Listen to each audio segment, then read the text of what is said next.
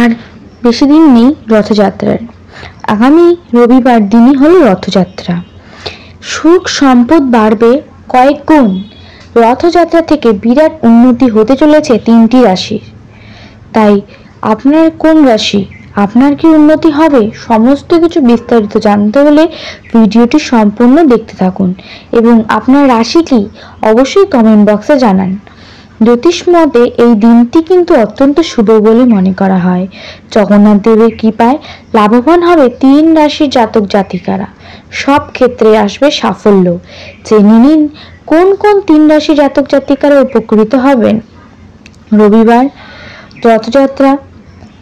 বৃষ রাশি, অর্থাৎ যে সমস্ত জাতক জাতিকারা বৃষ রাশি, সেই সমস্ত জাতক জাতিকাদের কপাল খুলবে, ব্যবসায় উন্নতি হবে, আর্থিক পরিস্থিতি আগের থেকে ভালো হবে, বেড়ে যাবে আয়, পরিবারে সুখ শান্তি বজায় থাকবে।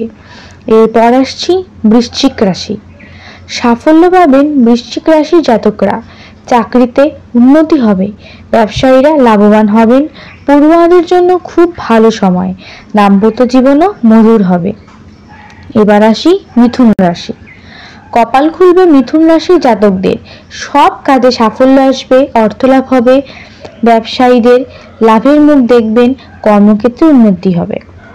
অন্যদিকে জ্যোতিষ মতে আগামী 7ই জুলাই কর্কট রাশিতে প্রবেশ করবে শুক্র, যার ফলে তৈরি হবে এই বিশেষ যোগ। এর ফলে কপাল খুলবে মিথুন, কন্যা এবং কর্কট রাশির জাতকদের। আর আগামী 8ই জুলাই উত্তরা ভাদ্রপদ নক্ষত্রে প্রবেশ করবে রাহু। এর প্রভাবে ভাগ্য বদলাবে মেষ রাশি, তুলা রাশি এবং সিংহ রাশির জাতকদের। আগামী 5ই জুলাই আষাঢ় অমাবস্যা, অর্থাৎ আজ। জ্যোতিষ মতে কিন্তু আজকের দিনটি অত্যন্ত শুভ।